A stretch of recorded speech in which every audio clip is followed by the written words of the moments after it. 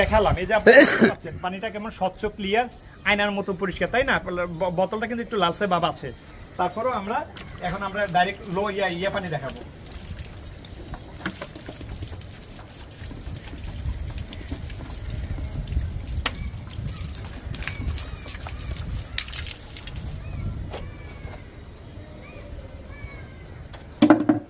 অথবা আমরা ব্যাকওয়াশে পানিটা দেখাই তাইলেই হবে।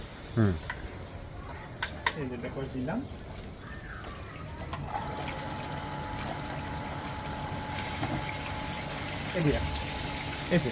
এটার ভিতরে যে আয়রন গুলো জমছে সেই আয়রন গুলো আপনাদেরকে দেখাচ্ছি। সেই আয়রন পানিটা এই দেখো,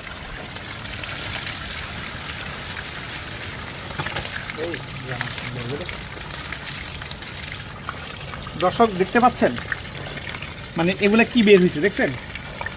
এই আয়রন গুলো এই ফিল্টার গুলা ধরে রাখছে। তো এটারে আপনারা